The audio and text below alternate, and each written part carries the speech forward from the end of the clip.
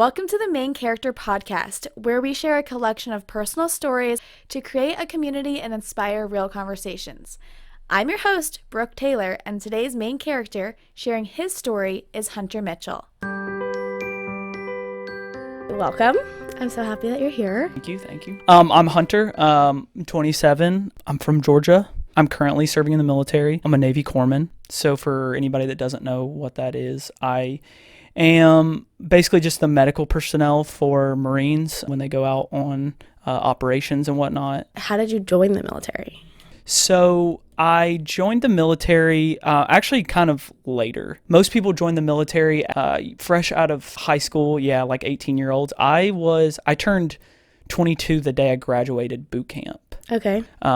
So initially I went to college first. I had no idea what I wanted to do in college. Like I kind of got out of high school and was just like, I was lost. What were you studying? Everything. Okay. Yeah. So I initially was like, I'm going to be a criminal justice major. And then I was like, I'm just going to do general studies until I figure out what I want to do. And then I had the desire to be a counselor.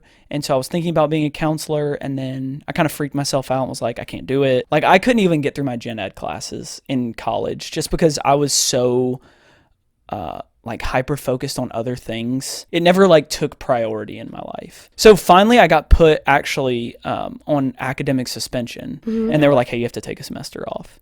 And that was kind of when I knew that I was lost. I was working for a church and for a grocery store. And I didn't know what you wanted. I didn't know what I wanted to do. I didn't know where I was going. And I just felt like really lost. Like I grew up going to church on Sunday mornings, Sunday nights, Wednesday nights.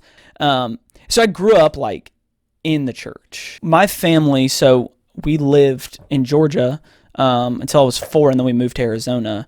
And then I was there until probably about 9 or 10.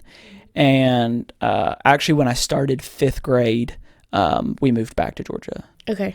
To me, that's kind of where like my spiritual journey starts. The first like moment in my life where I felt shame was as a 5th grader moving to a new state, starting at a new school, not knowing anybody. I remember like my first day of like 5th grade class, like I just remember sitting at my desk and like just crying because like I didn't know anybody. I was like super nervous. I remember some of the kids, like they were harmless 5th graders. Like they didn't know what they were doing, but I remember them like making fun of me for crying, because I was freaked out. And I feel like that was probably the first time that like my like manhood kind of got challenged, and I just felt just shame. Like I felt embarrassed, and because you were new and didn't know anyone. Yes. Okay. Yeah, and I just felt embarrassed.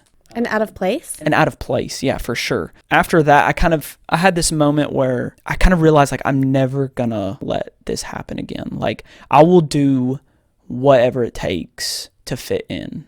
Okay. But I don't want to be rejected like that, like ever again. Was that reoccurring? Yes. Okay. So all throughout your childhood? Yes. I almost feel like 5th grade is like when my life started. Like, because before that was like a blur. Like I had friends, I had family, I had community. Like I was involved in church. Like I didn't really feel like I was, my parents were great. I didn't really feel like I was struggling with anything. And then 5th grade happens. And like, this is the first time in my life that I like feel like embarrassment, like shame. I started to feel these like emotions. Mm-hmm. I still struggle with it, like it is definitely still something that is like a huge struggle of mine. Mm-hmm. I struggled with that especially through like middle school and high school. That was when we first got involved with church, and I started going to like the middle school ministry, and then I went to the high school ministry. But like all through that, I felt like I was living like 2 separate lives. I was, at church on Sundays, I was one person. I was like Christian Hunter, but then I was doing whatever I could at school, like to fit in. And a big thing for me was I was just lying. I feel like I could have my cake and eat it too if like I was a good person and I was acting like a good person going to church, but then like my days at school, like I would just lie about like what I did that weekend, or I was like lying about things just to try and fit in with people. So I feel like we live in this world of values is almost like not glorified, and judged. And so if you're not, I mean, it changes as you get older, but even as adults, like if you're not drinking or partying or participating in these things that aren't God honoring. Yeah. I mean, realistically. And I think even like as children, lying, it's easy for us. And I think we want to fit in so bad. I think it's cool that you had enough of an idea to say, okay, I want to be good. Yeah. But then you also have that, like, I want to fit in. Yeah. Because even as adults, I feel like a lot of adults struggle with saying, hey, I'm going to lie or conform to your idea and try to fit in and not just speak my truth. And that's why people keep their beliefs to themselves and all of these things. So it was cool that you were so young and you saw that. But I definitely think it's easy to just, if everyone's jumping off the bridge, I'm jumping too. yeah. Even though it's not the right thing to do. Yeah. Or I'm going to tell them that I jumped off another bridge like last week. That was like, higher. That was way higher. Yeah. Yeah. Like obviously I had some sort of like conscious, like I feel like I did have the Holy Spirit in me. I was just scared. So you were scared of judgment? I just wanted to fit in, It only got worse as I got older. You would think that it got better because I was aware of it, but like I think the more aware of it I became, I got good at it. I got really good at it, but I was tired. The only person that really knew Hunter was Hunter, and it was when I was alone.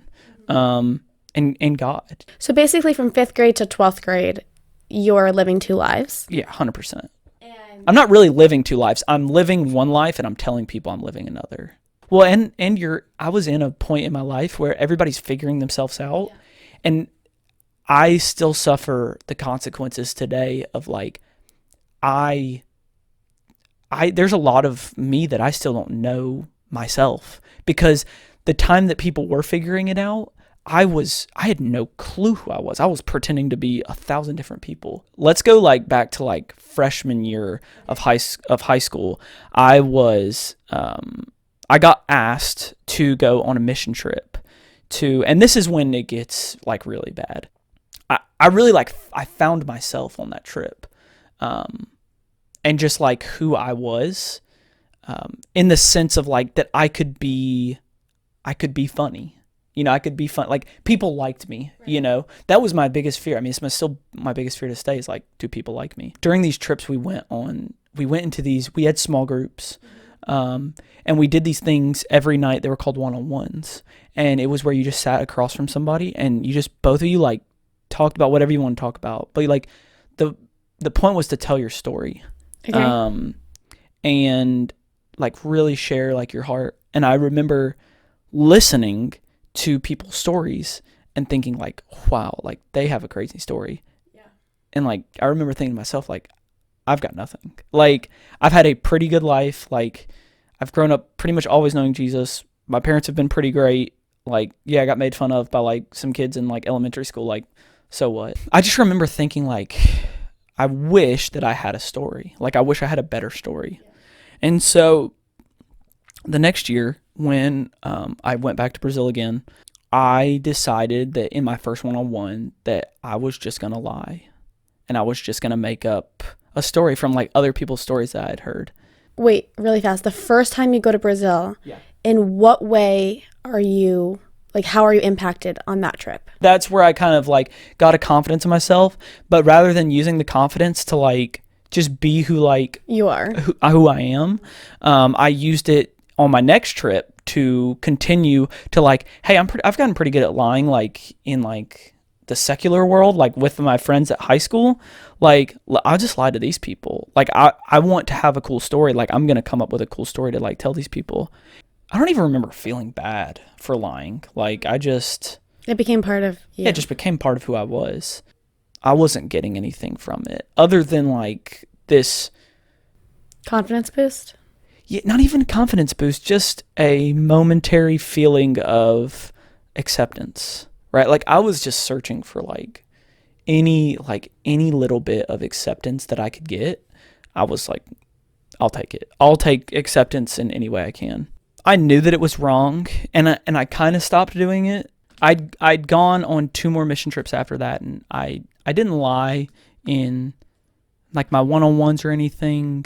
But as I as I grew older, I just started to fall into the trap of now I was doing the stuff that I was lying about, right? So at first it started off as a lie, and then it started off as I still had this desire, like I just want to create this like story for myself, this like God redeeming like story, and so I started to like do all the stuff that I was lying about, like I was partying and drinking, smoking weed, like doing stuff that, I, I still to this day, like I don't think is fun. I just was living that life until I joined the military. Through this whole time, now you're not even lying, you're just doing it. Right. At what point are you like, okay, I've had enough, let's go to the military? Like, what made you want to do that? Finally, I got put on academic probation from school, and I needed to do something. This is when I was working at the church. The church said, like, hey, we don't have the money to, like, we wanted to keep you on, but, like, we don't have the money to. Did the church know about your other life? No. So now instead of lying to your friends, now you're lying to the church. I'm lying to everyone. I'm lying to myself. No one's getting the truth. Because to be fair to myself, like no one's getting the truth because I don't even know what the truth is. I got tired of the life I was living. I'm like, I'm going to work at this grocery store for the rest of my life. Like, and I was just like, I feel like I was just meant for more than that. Well, and also I feel like to maintain the lies and maintain the kind of double life, it's so conflicting inside of you. And you just said you didn't know who you were. So if you're not living authentically to you, that gets tiring quickly, and it's not something you can maintain for a long period of time. I think one big like thing probably at the root of it all is like when I joined the military, I was just trying to prove that I was a man. Right? Like I felt like most of my life, like my manhood had been like challenged. Was it challenged, or was it you just like not believing that part of like? Yeah, no, 100%. It was challenged by myself, right? Like like no one was, I mean, there were certainly some things that happened along the way that were challenging to my manhood, but for the most part, like it's just was my belief that like I wasn't a man, like I wasn't good enough. And it was hard to talk about because like I feel like the struggles that I was going through as a man like were very feminine. And like struggles that you more often like hear girls talk about, which is it's not true that they're feminine. It was just like in my own mind, like this is what I'm telling myself. So I think one of the big things is like I was like, I'm going to join the military and like I'm going to prove that like I'm a man, that I'm tough. And that's when I fell off. I felt like God was ashamed of me because I had literally like used all of these like beautiful gifts that he had given me that like I threw so much away. And I just felt like God was ashamed of me and that he was embarrassed of me and that he was just done using me. Like, I still felt like I was probably going to heaven. I'm like, I'm probably going to heaven, but like, I just think he's kind of sick of me. And he's like, had put me in a box. Hey, you're going to heaven, but like, I'm done using you because like, I can't trust you with anything. Did you feel like God felt all those things about you, or that you felt all those things about you? Well, I felt that God felt them about me. Okay. But I mean, the reality is like, he did not feel those things for me, right? Like that was just my feelings about myself. Right.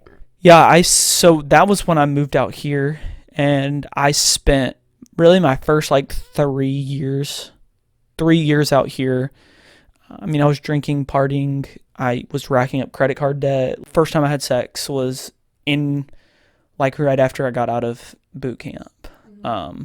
And honestly, like I just had sex because like it was a part of being a man. Like I just felt like society was telling me that like the only way that like I can be a man is like if I've had sex with a girl. And like I remember being a virgin and like calling people a virgin like as a joke, like making fun of them as an insult. Like I mean that's how like messed up I was, like just mentally. Like I was making fun of myself by making fun of other people for something that like is honestly, like if you're a virgin now, like you're the anomaly, right? Like most people aren't, so like you're actually more special. I didn't realize like how special that was. That was a big one for me, like losing my virginity and then kind of going into this lifestyle of like, well, if I threw that, I mean, I had waited 22 years, like, and I kind of had thought at that point, like I would already be married, and I wasn't. And I was just like, screw it, I'm just going to give it away.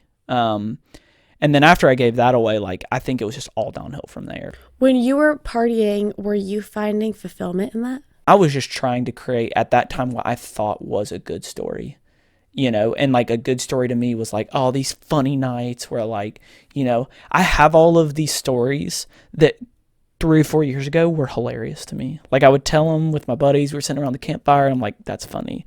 Now I'm embarrassed of them, right? Like now, there are stories that I'm like, I can't believe like I did that. Well, and I think that it's interesting that society, what they find as a collective, what's funny is usually very either like self-deprecating or just not something that is actually funny, but we've put humor on it so it's not as like serious or bad or whatever it is.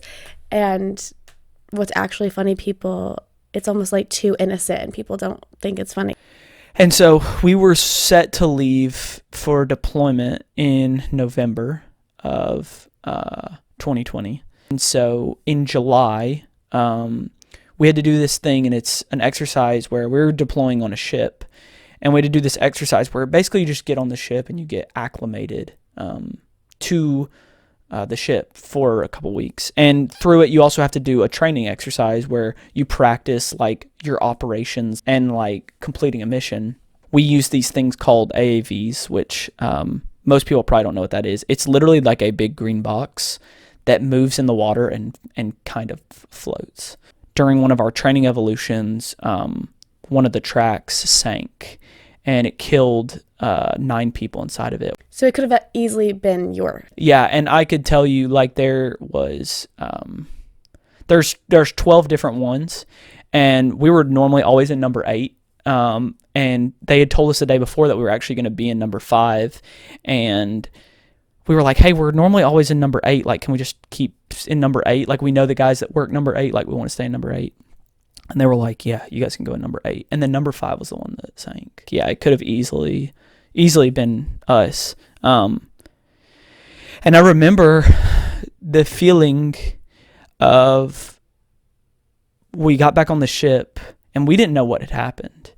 And we got back on the ship and we're sitting on top of this like big green box. And we're soaking wet because we're like, our thing was taking on a lot of water too. It just wasn't sinking. And I remember getting back on and just, like when we started to hear like what had happened, and some of the guys got out. So they were like bringing people back in, like on the top of these boxes, like getting them back onto the ship. And like people are doing CPR and like, they're like telling us to get back. Like, and this is just chaos going on. It's chaos. Yeah.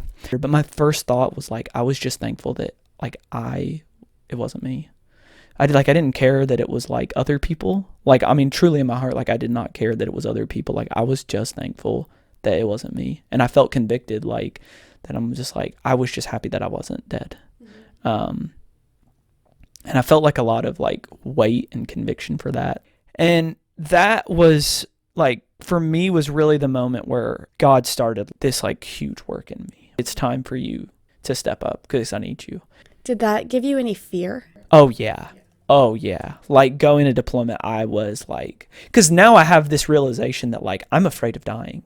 And as I dove into it, I'm like, well, why am I afraid of dying? Well, it's like, honestly, I don't know where I'm going. Like I have no confidence that like, I say I have confidence in God, but like I'm not confident that, I am going to heaven. Right. Or that there even is heaven. At this point in your life, like I know that you grew up going to church and that your family all had their faith, but did you like at this point have a relationship with God? Like, did you believed in God? Did you believe in Jesus? Like, what were your like? I believed in Jesus and I believed in God, and like, but I think that there was so much that I didn't know. And like I wasn't reading the word regularly. I would pray when I needed something, and that was kind of it. I just didn't even feel worthy of like calling out to him. Like all these people would kill for some of the opportunities that I've had, and I just abused them. And like I felt like I had just done so much damage to like God's kingdom that I was just embarrassed. Like, and so my relationship with him was that of like son to like an embarrassed father. One thing that I started doing on that deployment was I started journaling. I needed to like get out my thoughts about like what was kind of going on in my life at the time, and just kind of like the loss that I had just watched, and I'm just confused, and I'm afraid of dying, and I'm about to go on this like long deployment. And so I was writing like 100% like wholeheartedly just from my heart, like, hey, this is what I'm going through right now. And so is this like the first time you're really like facing Hunter? Yes. Ooh, you really are. 100%. Like, I am going through like this period, and I am more broken than ever, right? But it feels okay, because I feel like I am like, I feel like the yoke is like been lifted off my shoulders, right? Like I'm struggling with so much of this, but it's I think it was really the first time in my life where I felt like, all right, like maybe you're not done. Like maybe you're not done with me. And when you were writing, because before your mindset was, I should be ashamed of writing, this is not manly. Mm-hmm. At this point, are you feeling that at all? Or you're like, I don't care, I just need to be me? I was learning how to not be ashamed of it, right? I mean, that's still a struggle of my heart, is like trying to be okay with like trying to define. That was actually one of my blog posts, is like what society has told me about being a man, and then like what do I truly believe is the values of being a man. Yeah, I wrote them out, and I was like, I'm gonna live by these. What are they? The love I share with each person I meet, the legacy I leave on the lives of others, the honor I carry and display, the integrity I show in my decision making, and the reconciliation that I have daily with the Father. So love, legacy, honor, integrity, and reconciliation were like the 5 things that I was like, I mean, you could come up with a million, right? Like, and I've definitely had words and feelings like different points in my life, like I need to like focus on this, but like these were the 5 general things. If I can, focus on the legacy that I'm leaving behind, if I can love people like intentionally, if I can honor like my father and mother, like my future wife, like with my decisions I make now, if I can have integrity, like integrity was a huge one for me because I was lying my whole life. So like that's one thing for me now, is like I will be honest even if I know that it's going to like destroy my life, because like it is of the utmost importance for me to just be honest with people. And something with lies particularly, they can spiral so easily. Mm-hmm. And so you think, oh, I'm just going to say this one lie, and it's a white lie, and it's not hurting anyone, and like doesn't matter. Yeah. But then like one becomes so many more. Mm-hmm. And so I found that if you say the like one thing, it's a lot easier to maintain that level of honesty. For sure. And like, I'll tell you that like when I started lying, like I started lying as like a 6th grader. Mm-hmm. And like, I didn't think that it was going to turn into my story. Well, and usually the things that we lie about, like the main reason we lie is to protect ourselves. Yeah. And 9 out of 10 times the lies that we say really don't need to be told. You care, I feel like, a lot more than other people do. Totally. Yeah. Totally. When are you going to realize that like the lies that you're telling other people, you're actually not telling other people, you're just telling yourself. Right. You're That's just good. using other people as like the vessel for you to tell yourself lies, right? In this period, like I started writing and like started to like kind of find myself for this like sanctity of like what it was in that moment was like, it was just my first like moment of like really being okay with who Hunter was, and just like sharing like what I was just honestly struggling with in my life. Like, and I will carry this like to my grave, and to the pearly gates, that like my parents were the greatest representation of Jesus that I have ever seen and will ever see in my entire life, because I went through 4 years of like, they just had to watch me burn. They tried to give me advice when I was asking for it, but like all they could do was just love me and just be just there for me. I think that's a good representation of Jesus, Yeah. because he lets us go and burn. Yeah. And he sits there and he, like, we can go to him and he still loves us and his love doesn't change for us. Yeah. Because I wasn't honest with anybody else. Like my parents have always been kind of like who I run to. I remember I was talking to my mom and she was like, you know what? Like I had a moment where I was at church and they were singing the song Reckless Love, and he was talking about leaving the 99, and she's like, I just remember praying like, God, like, please leave the 99 for Hunter. Kind of in this moment now where we're having this conversation about God, and she's just like talking about how her prayer was answered. And I didn't think about it in the moment because I'm still like processing so much. And then like I just remember thinking about it the next day and being like holy smokes, God, how many people have been praying like for me? And like why?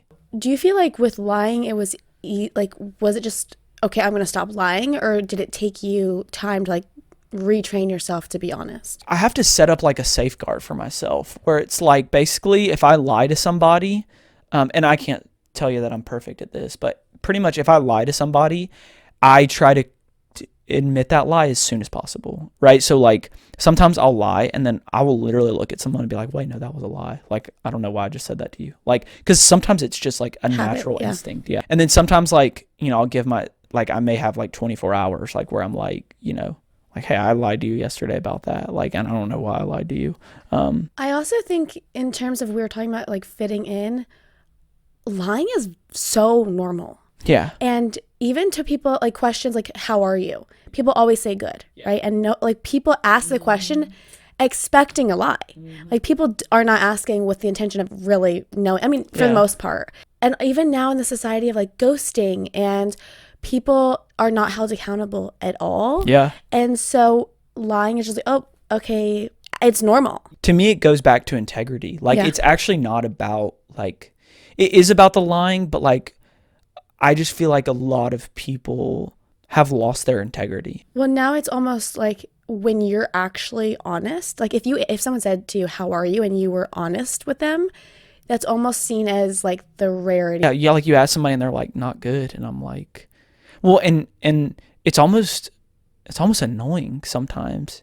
Because you're just like, I don't know what to do. Like, you're not good. Like, right. Oh my gosh, I don't know what to do, And we don't realize that like, all we need to do is just like love them. Yeah. Just be there with them, like it's like prayer. It's like prayer is like far less important about like what you say than like that you do it. Right. Because the reality is like, like God already knows like what you're going to pray for. Yeah. But prayer is about realigning our spirits and our hearts with God's will for our life. I've learned that like, I just have to like, ask a lot of questions and be brutally honest in my prayers. Like, God, I am pissed off right now. Like, God, I'm tired. I'm weary. Like, I'm upset. I'm frustrated. Like, these are the things that like God wants us to pray like for. I think that's powerful that you say that, because I know when I'm feeling that way, like I'm feeling weary or I'm feeling pissed off, I don't want to go and bring that to God. I'm like, I want to deal with that in the flesh, and I don't want to burden us with like God with this.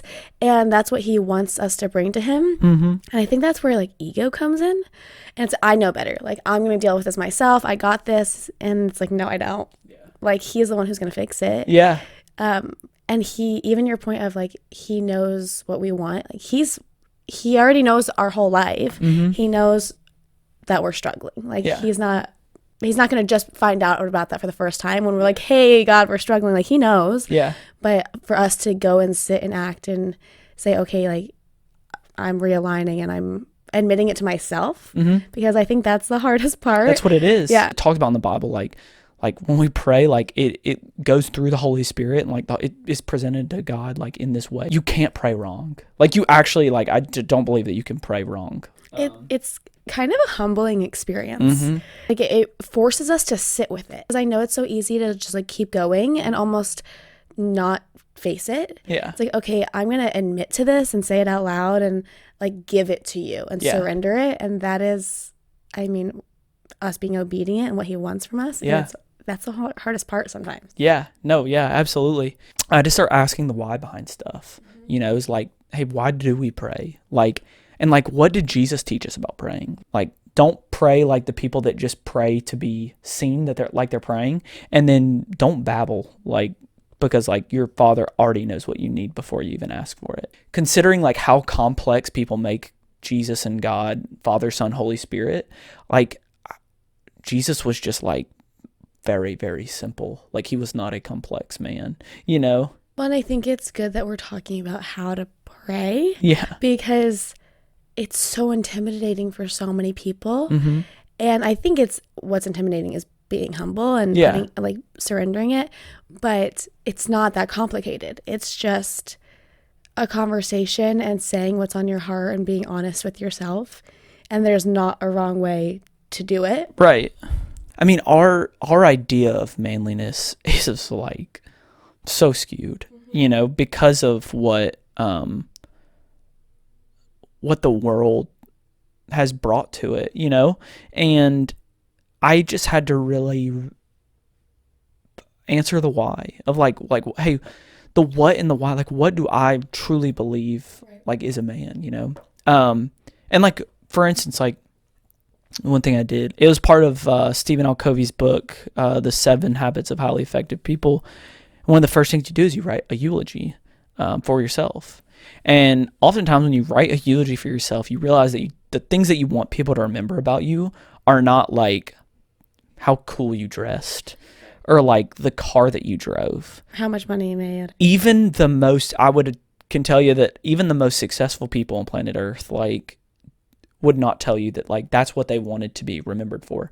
Now, what they wanted to be remembered for might be like being great or like, you know, but most of the things when I wrote that, like I realized that most of the things that were going to define me at my death as a man were very simple, you know, how I was a good coworker, how I was a friend that was dependable. Like when someone calls me, like I would show up, you know, how I treated my kids that I don't even have yet. Like, right. You know, how I loved my wife. Like those were the things that were important to God and important to me about what it meant to be a man. Well, and I think relationship is the most valuable thing. Yeah.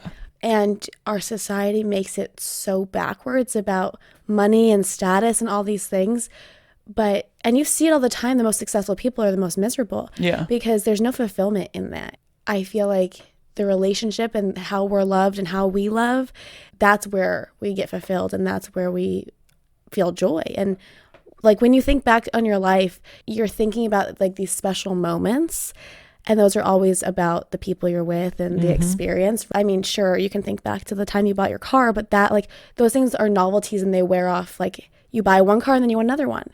And so with relationships, that's what maintains. It talks about it in The Cure, which is a great book as well for people that struggle with integrity and lying and wearing masks. It says our deepest desire is to be fully known and loved anyway, right? And that is, I mean, I could say that's true for me. Is like, I think for the longest time, I wanted people to know me, like really know me and just like love me anyway. Which is so interesting because for a very long time, you didn't know you. Yeah. You didn't know you. Yeah. So yeah, like that was what I really struggled with on my deployment was like really knowing myself, like figuring out like what does like Hunter, like what does he really like to do? It seems like it's easier for us to lie and to say what we think people want to hear, but I feel like that actually robs us of a learning experience, or I mean it depends on the situation, but it can rob us of different opportunities because when you're honest, then you have trust, right? And relationships are built on trust, but also there's in some cases there's chances for you to grow closer or to grow as an individual or to learn something. And so when we're lying, we're taking that opportunity away. And for a long time, like me and my dad butted heads because of that, because like he would always be honest with me, but now he's like the person, like when I'm really struggling with something, I call him and get his advice because I know that like he's going to be like transparent with me and give me the advice. And it's all, I always leave my conversations with my dad and feel uncomfortable because I know that like I have to do, like I know that he was right. But I think that one, you have like a great trust from him. Yeah. And also by being uncomfortable, that's where we grow. Mm-hmm. And so if you're just with people who are agreeing with you, then like no one's going to challenge you and you're just going to stay the same. Yeah. But you need those people to kind of give you the resistance and that pushes you forward and makes you grow as a human. There were just certain moments in my life where my dad would tell me to do something, I wouldn't do it. I would suffer the consequences of not doing it. And then years later down the road, I would see the fruits that would have come from me doing it. I went through a season where I quit my job. I didn't have a job, had dropped out of school. And my dad was like, at this point in time, was like, you're going to start paying rent, like to live in our house. Cause I was like still living at my parents' house. And he's like, you're going to pay rent to live here. And I was like, what a jerk. I had to figure out how to like make money. And I paid rent for probably like 5 or 6 months. And then at the end of that year, my dad gave me all the money back. And his point was like, hey, I never wanted your money. I don't need your money. I didn't want it. But he's like, I just wanted to show you like that you can save money, like, and still enjoy your life. Like, you were just choosing not to. And like, and he was right. Like, I lived that 7 months. I worked, I enjoyed my life, and like, I still paid him like rent for, and I saved all that money. So a lot of my trust in my dad came from just moments like that. I think that what you just said about your dad is also the same thing can be applied to Jesus, right? Because he'll ask us to do things and we are like, that's dumb. No, like, what a jerk. And we don't want to do them. And then like years later, now we understand why he was asking for that. And now we like, if we were obedient, we could have had this fruit. Yeah. And like, God doesn't ask us to do things because he just wants us to suffer. Yeah. Like, just like your dad doesn't want you to like have a bad life. He loves you. Yeah. And so for like the Lord, he loves you and he can see the bigger picture that at the time you just want to spend your money or whatever it is. And so to trust in him, like you trust in your dad and say, okay, I don't understand this. I don't agree with this right now. Like, this sucks, but I know that you know more than I do and your way is better than my way. So I'm going to follow it. For sure. And then that's when we really see the fruit because especially in the secular world, it's so focused on instant gratification and the right now, but that's not like maintainable. So like, we're not going to like a tree needs time to grow and needs to be watered and like, it's not going to produce fruit right away. And so to have not necessarily a suffering period, but like a time of discomfort, that's really how we get like to glorify God. And there's been a lot of instances, but God's really put the word wait on my heart. And it's actually pretty cool because like I've gone through a lot of stuff where I was like, I don't know why you're asking me to wait for you right now. Like, and it seems counterintuitive, but I'm going to trust you and I'm going to wait. And like, just every time that I have waited, like, I have seen the fruits of like waiting. Recently, like last week, I started Advent, and the first word, so Advent for the 4 weeks goes through the 4 words, hope, peace, joy, and love. The first week was the word hope. And actually, and I never thought about it in this way, but in the Old Testament, they use 2 different words for hope in Hebrew, and one of them is yachal, and the word actually means to wait for. And so like he had given me this new word that is hope, but like the action of hope is waiting for. So my perspective on waiting was that like waiting isn't just about waiting, it's about hoping. Hoping that God is who he says he is. So I struggle with that. Like, patience is in my head, if I want something, I'm just going to go out and do it. Like, why wait? And that, for me, boils down to control. Because if I want something, I can control the outcome. And so I'm just going to control my thoughts and choices and actions and make it happen. And with my relationship with the Lord, I'm not in control. Yeah. And so I am forced to like be patient and wait on his time. And so that's like so hard for me because I just want it and I'm going to go out and do it. And it's like, no, if you just go out and do it, you're going to get what you want. And what I have for you is so much better than what you think you want in this moment. And so it's like, okay, I don't want to do this and I'm uncomfortable. And this goes against every thought that I have of I just want to go out and do it myself. But it's like, no, there's a reason that I'm having you wait, whatever it is. And I think it boils down to just trusting in me that I'm not going to make you wait for no reason. Like, I want the best for you. I want you to have all of the things. And the question is, like, do you really believe that? Is like, do you really believe that, like, what God, like, has for you, it's really, like, the best thing for you? It's a question that you have to ask, like, every day. When I was learning, like, about prayer, like, one of the big things that stuck out to me about the Lord's Prayer is, like, the idea of, like, give us this day our daily bread. And, like, he's not just talking about bread. Like, he is truly talking about, like, tomorrow is not a promise. We just, we don't know what tomorrow is going to look like. But we do know what today is going to look like because we're in it. And, like, can you just give me what I need to make it through today? And I'll trust you with tomorrow. I love it's a cheesy quote, but it's, God must really love today because you keep waking up to it. I'm inclined to worry about, like, the future. Worry and fear is not of God. Mm-hmm. That's, like, purely the enemy. Yeah. And so, like, I struggle really hard with being present and being right here. Mm-hmm. But the only reason that I would be worried about tomorrow is because I didn't trust God. And so going back to prayer and, like, just realigning yourself and saying, okay, today I'm going to choose to be present and I'm not going to think about tomorrow.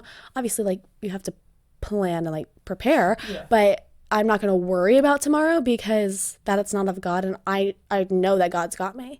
Whether tomorrow's promised or not, like, I need to focus on today and how I can glorify him and, like, be the person he wants me to be today. You can go through, like, the two different perspectives of that we believe that we can do something to earn God's love, right. And then realizing that we can't. So, like, why do we even try? It kind of goes into that, like, whole preparation thing is, like, if you're just like, oh, like, I'm just going to trust God with today, so I'm not going to do anything today, is like, that's not what he's asking you to do. I'm not going to worry about, like, what I have to do today. I'm just going to, like, go about my day and do it. And I'm not going to worry about it. I'm not going to freak out when, like, things don't go perfect. But there is an aspect of, like, we do need to, like, prepare, right, for the future. Like, well, it would be ill-advised of me to just be like, yeah, I trust God. Like, when we get there, like, no, he'll work it out. It's like, no, like, what is God putting on your heart right now to tell you to, like, prepare for? Yeah. Well, my point in saying that is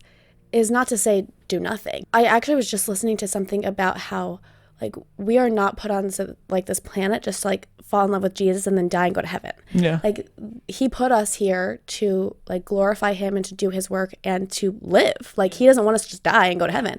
So as much, like, there's a lot of Christians who focus so much on the end goal of heaven, but it's really about the journey.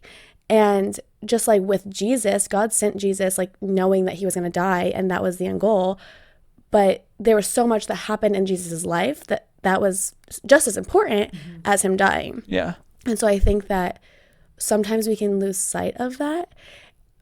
But it's like we're living every day, not, like, just to get by and, like, wait for heaven, but to actually put into practice, like, living the way God wants us to live and loving people, and, like, it's about today and he wants us to use today. People get in a hurry to, like, share the gospel. Yeah. And I struggle with that because, like, on one hand, like, I understand what they're talking about. But I think sometimes we, like, go about it the wrong way. Is, like, I think the point of getting the gospel out there, is just, like, that, like, genuine, like, reflection of Jesus. Like, people don't need to know every single word of the Bible, and, like, it's like it's just getting out there, like, truly, like, the genuine heart of Jesus, which is just to love people, right? And, like, how can we truly love people? Well, and I think that what turns a lot of people away from religion and Christianity and all these things, and then, like, gets in their way of having a relationship with the Lord, is this, like, idea that we need to, like, change people's beliefs. And that's, I mean, like, if people have questions, it's our job to, like, try to find an answer and help them with that. But I think more than anything else, it's just to be a mirror of Jesus and reflect him. Yeah. And all that is, like, before telling people all this stuff of the Bible, it's just, like, loving them and showing kindness and giving them support and, like, thinking about yourself less, and like how can you make an impact on people. And our culture right now is so focused on me and like what's best for me, what feels good for me, me. And that's not how Jesus was. Like our goal as Christians is to just like help and be a servant and love. That's how like God has changed my heart, is like I try to live like the best life that I can because I want people to know Jesus. Like to me, it's not about pleasing Jesus anymore, where it's like I'm trying to earn like his love. Right. All of these things come from like wanting to be a reflection of Jesus, like, and just wanting to be in relationship and wanting people to like, I want people to look at me and even people from my past to look at me and be like, dude, what changed about you? And this is like, dude, it's Jesus, man. Like, right. You know, I knew him back then, but I know him now. Well, and I think too, in all of these like instant gratification things, like buying a brand new car, it fades so fast. You go out for a night out, and then the next morning, it's like this high that you can't maintain. And I think to me, the reason that I want to share with people is because like a relationship with the Lord is the only thing that's life-giving. That's the only thing that can like you can sustain. And so the high, I guess, that you would get normally from making a purchase or getting drunk or whatever it is, like the high that you get when you're actually in a time being with the Lord feeds you, rather than like the next morning after you drink all night, you're not feeling great. Like, you know, like it's the opposite reaction.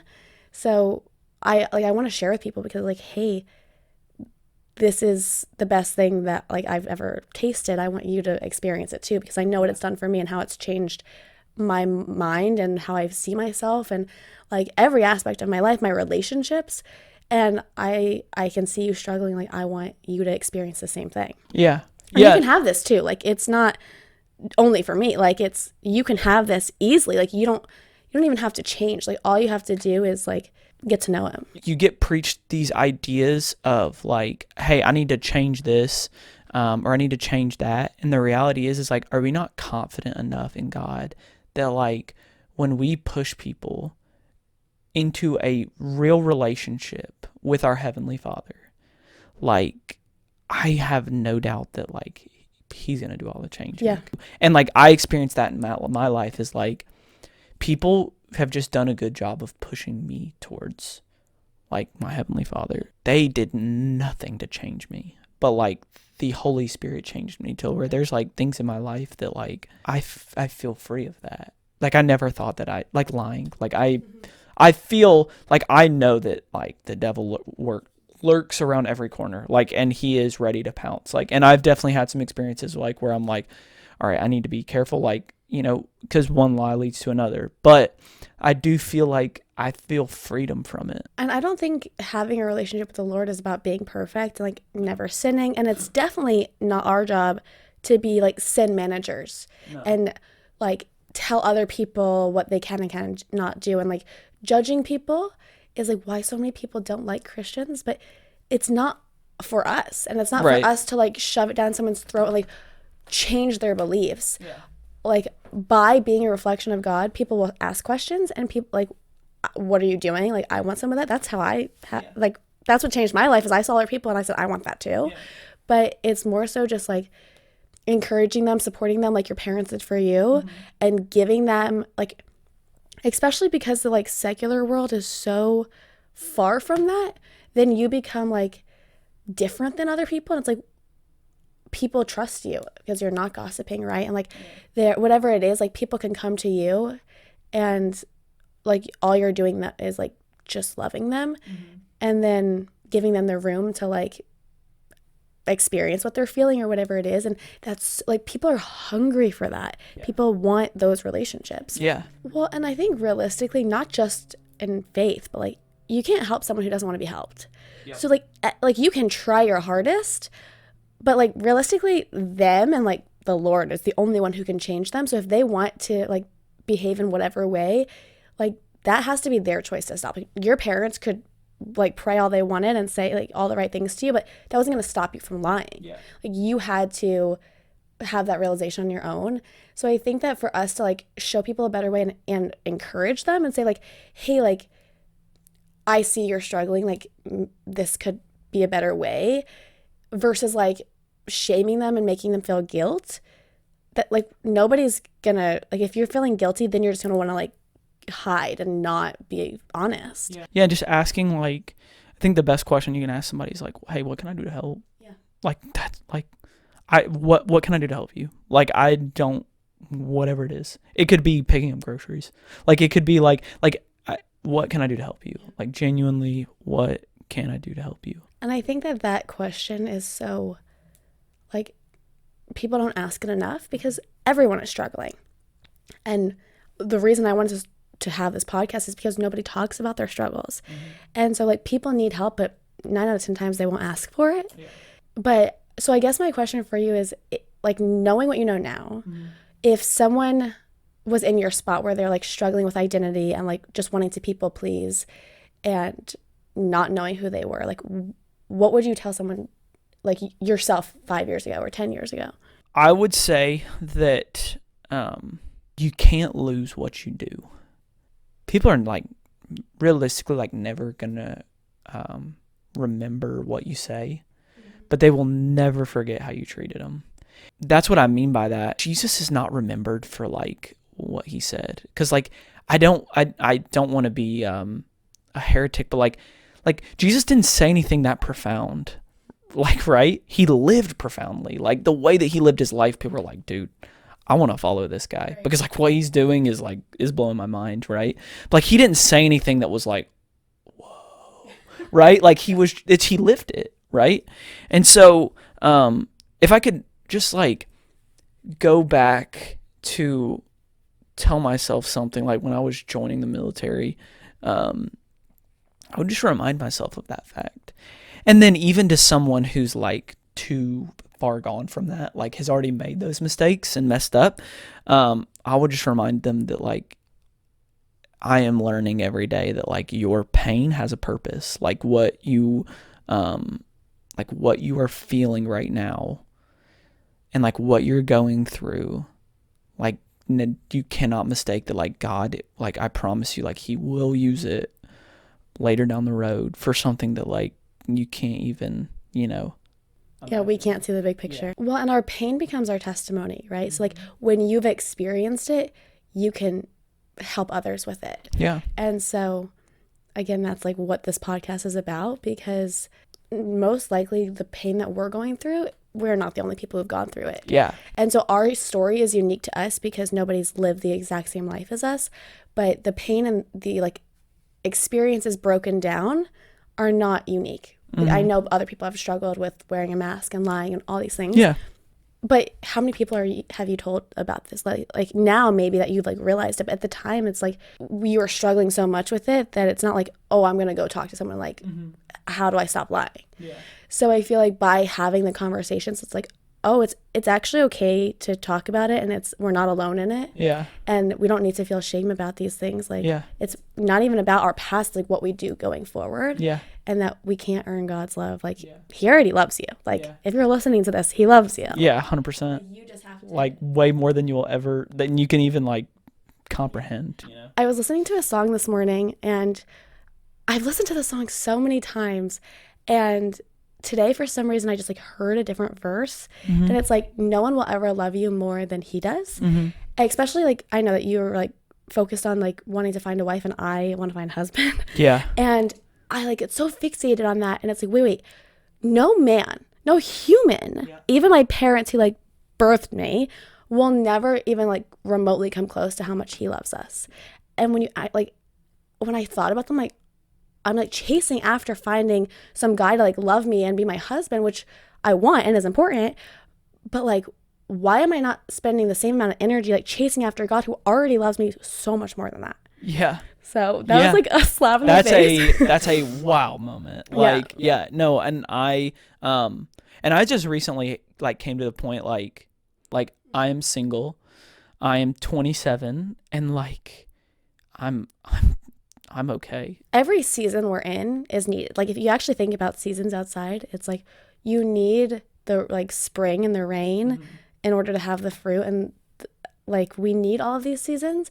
And so I know that like when you're in a difficult season, you don't see the big picture and you don't understand why is this needed. Yeah.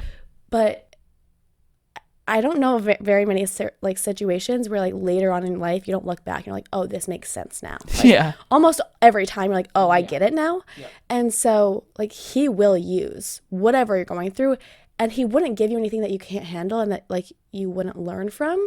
Like God is intentional with every single thing he does. Yep.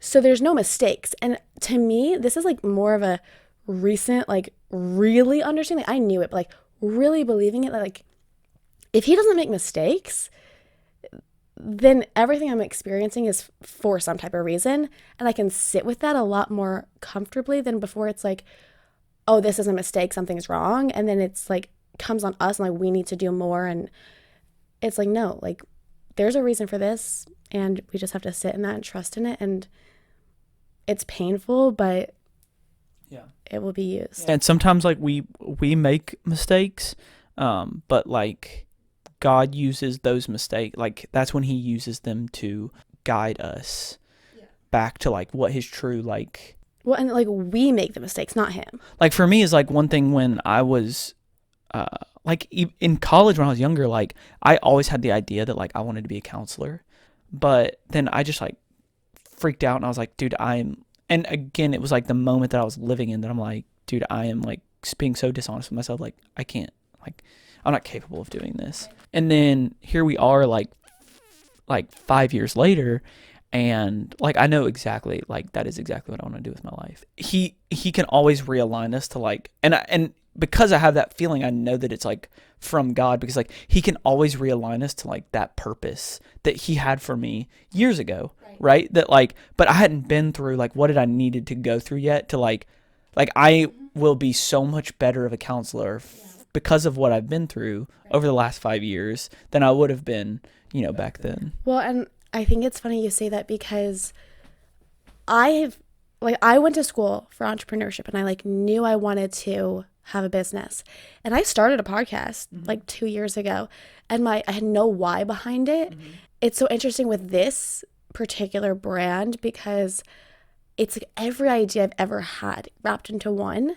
I like had all these questions like, why is nothing before this like taking off, being successful? It's like patience, and like if any of those one things like had taken off, I wouldn't be doing this. And so there's purpose in waiting. Part of it like is true, is just like when we define our why, like when we really define our why, like it, like things are fun, right? And it's not always fun, right? Like there is a just certain capacity of it that is suffering, but it is fun because like we just like I just know that I'm living like in the will of God. He changes our taste. Yeah. And so like there was a season where you maybe enjoyed going out and like the fun that you had then like you don't have now. Yeah.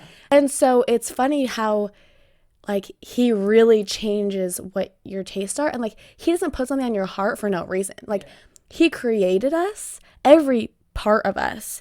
And so like he wouldn't put being a counselor on your heart just like, no, like you're never going to use that. Like he gives us gifts and he gives us talents with the purpose of us using them to glorify him. Not that we always do, but I think that like if there's something in your heart of like I want to have this career, or I even in things of like I want to go to this place, like there's a reason he wants you to do these things. Yeah. No, like, and even with the simplest things, like he like you have the desires of your heart are they're there for a reason. And it doesn't necessarily like it doesn't mean that like he's going to fulfill them. It's like for like we were talking about earlier, like the season of like I have the desire to be married right now. It doesn't mean that he's going to fulfill it, right? But like he hasn't forgotten about it, right? And he's using that because he knows how much like I desire to be married and like have a family, and so like he's using that to like grow me in so many things that it's like it scopes out far beyond like just marriage. Right. For me is like what I've learned like in this season of my life is like goes so much further beyond marriage. Well, and I think that is him fulfilling it, Yeah. even though like it may not be how we want it or see it. And it's not necessarily like, oh, well, I want this, so he's going to give it to me. Like, he's not a genie, but like he's going to, again, use it in some way to grow you, teach you, whatever it is, and make you the person you ultimately will be, even though we always grow.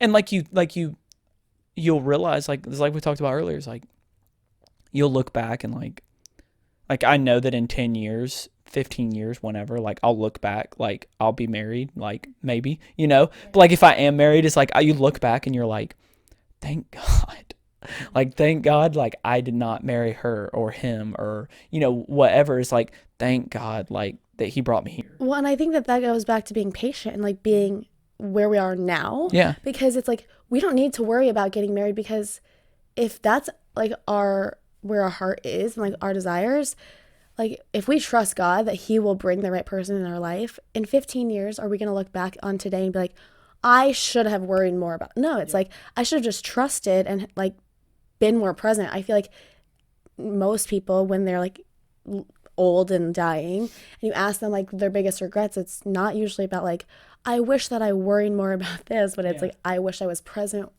Yeah. Or I wish I just did this, and like I didn't like overthink it. People talk about when they're talking about being like content in your singleness is like all I know now is that like all I can do is be like the best me that like my future wife will be thankful for whenever I meet her. There's a single ministry in Dallas called The Porch. They did this whole series about, are you dateable? It's so easy for us to say, well, this person doesn't have this, and I want this. Here's my like wish list of the dream guy or girl. And we spend so much time like thinking about what we want, but then we fail to spend our singleness like actually growing to be like the wish list of someone else. Yeah. And so then we're not like really prepared. And also it's like, so many people say, oh, I want to get married, but then they go and like date a bunch of people and they cheat and they do all these things. And then there's no preparation to be faithful in their marriage. Or like that's just an example. But if you have been lying and then you get into a relationship and marriage, like those problems that you have are going to continue into your marriage. Yeah. And so now like your problems are literally affecting someone else. Right. And so I think that to take your time of being single and actually do the work of preparation is such a powerful time. Yeah. And then also just like, we always want what we don't have, right? So like single people want relationships. And then when you're married, you always hear people talk about like, oh, like I remember the time that I was single or like before kids to after kids. And it's like, oh, I really want babies. But then it's like, oh, and everything's a sacrifice, like in some way. So it's like when you're in a relationship, you have companionship, but then you also like you lose some freedom. Right. Yeah. And when you have children, it's like there's so much joy in having children, but then you also lose some more freedom. Yeah. So like there's a pro and con to everything. And as humans, it's like our nature to compare to other people and to want what we don't have. Yeah. And so if we can like just sit with like, okay, there's a reason for this season, like let's just be here and like use it. And the other thing is like we can't control other people. And that's what I've been dealing with, like wanting to find marriage, is that like I can only make myself better, because ultimately like I can't force like a husband. Like I can't, I mean, I could marry the first person I meet, but like the right person who God has intended for me, like I can't orchestrate a time for me to meet him sooner than God wants me to meet him.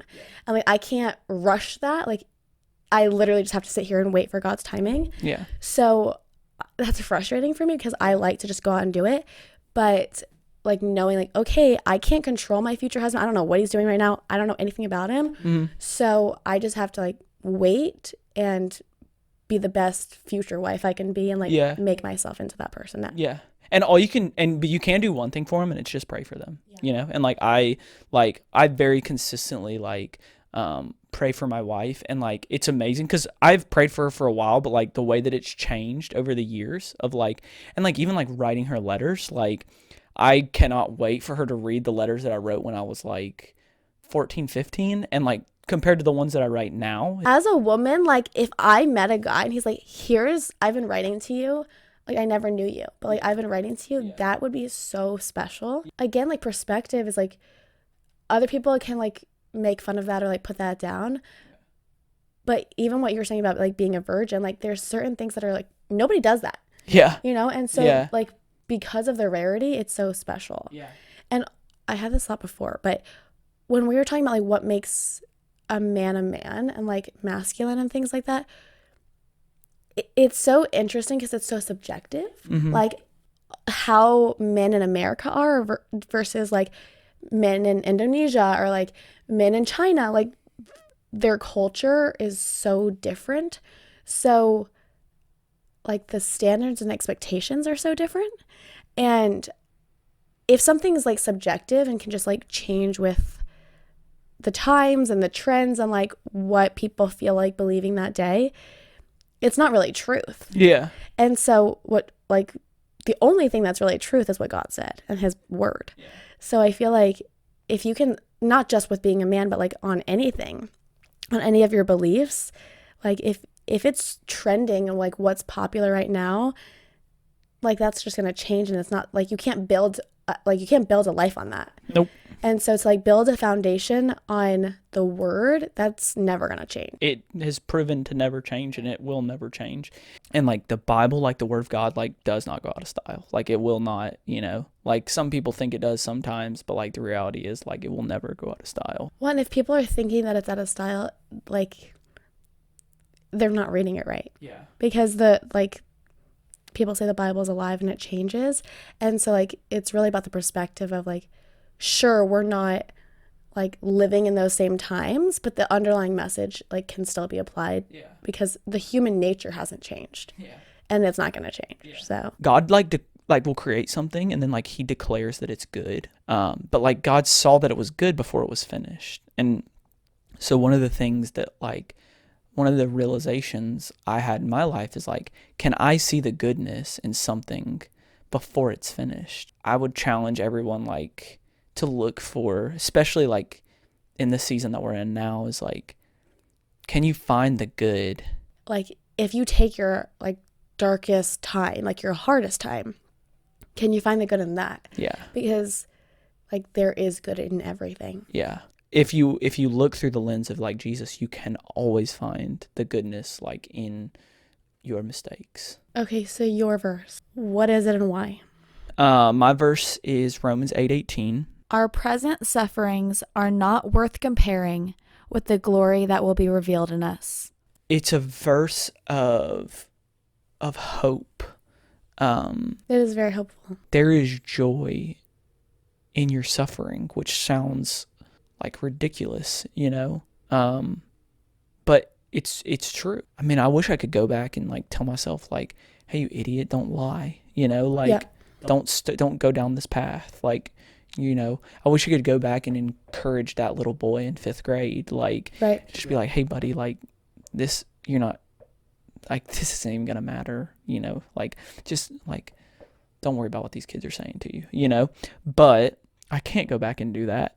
But the glory and the joy, like, I mean, truthfully, like the glory that like is being revealed in us, and it's actually the glory of Jesus that's being revealed in us, right? It's not, I wanted to be glorified. Right. It's not my glory. Like it is like all the glory goes to God. Like, and I didn't understand that for a while, but I mean, I can honestly look back on the last year and go, like, dude, I could not have done this without somebody's help. Without darkness, you can't see the light, right? Mm-hmm. And so if we were just like in this continuous feeling of joy, we wouldn't know what we had because we have nothing to compare to. In our time of pain or struggling or suffering, that's like where we grow. Because when we're content and like just fine, like our hunger kind of like, we're not hungry. We're okay where we're at. Yeah. And so like when we are stretched thin is like when we propel into the next like phase of our life. And so like, again, like everything is needed. Mm-hmm. And so like, although when you're in like experience the pain, like you're not really feeling joy. Yeah. But to like rest in the idea that there's a purpose in my pain. And although I may not know why now, like this will be used and joy is coming because nothing lasts forever. And I talked about this on Lexi's episode where like your season, like the seasons keep changing no matter what. Yep. And so this, like I have tattooed on me, this too shall pass, because like the moment, good or bad, will not last forever. Yep. And so to know that, like, not to root yourself there, but say, okay, like more is coming, and to have hope. To really just like rest in that hope, like really rest in it. And even like you're talking about like darkness and light, and like darkness was created because it's the absence of light, right? Mm-hmm. And so like evil was created because like it is the absence of like the perfect like goodness, you know. The only other thing I would share is just like advice for like a younger me is like, man, I wish I would have just asked for help sooner. Whatever you're going through right now, you feel convicted of something, just ask for help. Whether that is asking God for help or asking like a friend for help, just like don't let another day go by where you don't ask for help. I think that in terms of asking for help, people don't ask for help because of embarrassment and like shame. Yeah. And we make it into these mountains in our head. Mm-hmm. It's so much better to say like, hey, I'm struggling. And even if you get judgment, like if you can get help, then like, and that can like derail your life, like get you on a better path. That is like such a higher reward than like someone judging you. Yeah. And on top of that, we like, because we feel guilt and shame, like we expect other people to have the same like thoughts about us that we do. But if you actually think about yourself and like how you see other people, like 9 out of 10 times, we don't judge people nearly as harshly as they judge themselves. Mm-hmm. So we're going to get that in return. Like, I'm not saying that no one's going to judge you. Yeah. But like, if you're talking to someone who loves you and like you feel comfortable enough asking for help, most of the time, like if people love you, they just want you to like flourish. Mm-hmm. And so like by being vulnerable, that's like the hardest thing to do. Yeah. Like because people want the best for you, they're going to do everything in their power to help you. Yeah. And like that, like there's sometimes like you may like ask for help and someone like it's beyond what they can do for you. Yeah. But even if they can just like provide you love or like support or advice or whatever it is, like it doesn't have to always be this massive thing. And one of the points of this podcast is not necessarily for people to come on and like ask for help, but like by just saying something out loud, you like when you bring things to light, and that's like what like one of the things on my podcast that I was talking about, like the enemy works in the dark. And so just by admitting like, hey, I'm struggling, even if the person you're telling like literally can't provide anything for you, just by admitting that, and what we were talking about, like when we bring it to God and like we pray, but just even if it's not bringing it to God, just like saying it out loud, like we're bringing it to light and we're taking the power away from the enemy. And that right there, like in that instant of like saying it out loud and admitting it, like you can like start your healing. Like not always, but like that provides like an opportunity for conversation to happen, and like goes back to being honest of just like you're by lying and pretending you're okay and like not admitting to what's going on, you're robbing those opportunities of growth and of change. But by saying like, hey, I'm struggling, and it may not be the first time, but like you're opening that door to the possibility. Yeah. Yeah, no, and it goes back to what I said, is like we all just want to be fully known and loved anyway. And no one hears those words and doesn't think like, what does he know? Like I'm telling you that there is every single person in your life is holding on to something that like if they could just let it out and you could love them anyway and just look them in the eyes and say, hey, like me too, you know, like I mean, we could just with that idea alone could legitimately change the world. If you are listening to this, I'm going to, after this conversation, encourage myself, and if you're listening to do this too, is to just like this week, just be vulnerable with someone and like make yourself uncomfortable. And even like you could sit here and be like, well, I don't have anything to like, I'm fine, I'm good, I don't need to ask for help. even if you feel that way, like there's something that you could be more honest about. And so even if it's not with someone else, like maybe just being more honest with yourself, whatever that looks like for you, and it's going to look like different for every single person. But if you can challenge yourself to do that, and then in the same regard, if someone's honest with you, just love them, not judge them, and not necessarily offer advice. I feel like that can be our first go-to, is saying, hey, like, let me relate to you, but like purely just love them. Yeah. Without any expectation. I would even say the words me too, because the reality is it doesn't really matter like what you're struggling with. Like we are all battling a demon that is like, equally God sees it no different. And it just may be in a different form. Yeah. And just knowing that like I think hearing those words me too are very powerful, because like someone just feels like, oh, like I'm not the only, like the weight lifted off your shoulders of I'm not the only one, and at the very least, like if you don't, I can totally understand not feeling comfortable being, maybe like you feel like you don't have anybody in your life that you can be vulnerable with. Just be vulnerable with God and just be honest with him. Like, and I would just challenge you to not hold anything back. Whatever you need to get out at God, like just get it out. Because I promise you, like, he's not worried. Like, he's not worried about what you have to say to him, because, like, he's going to use it for something way better down the road. Yeah. So just be honest with God, like, completely honest.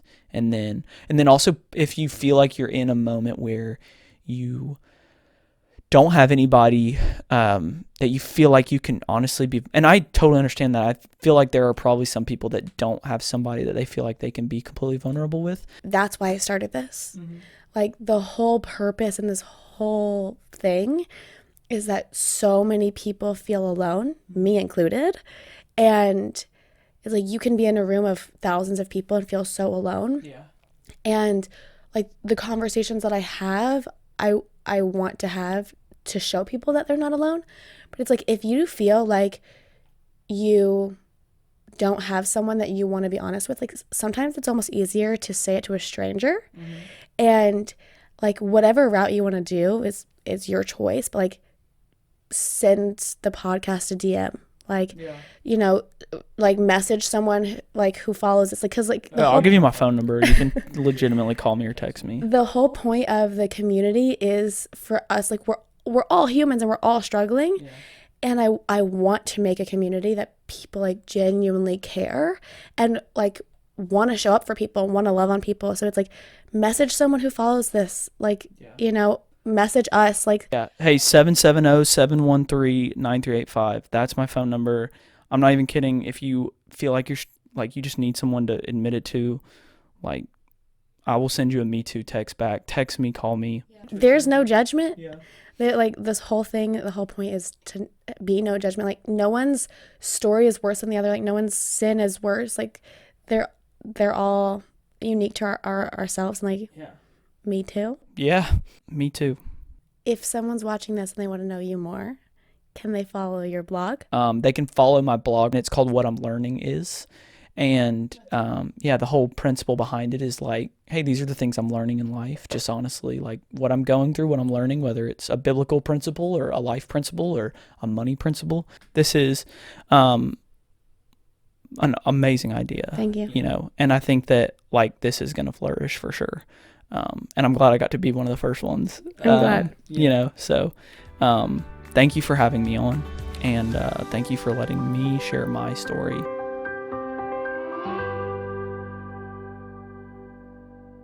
Stay up to date on the next release by subscribing and following us on Instagram at Main Character Collection, where you can also find the link to purchase the crew neck Hunter designed.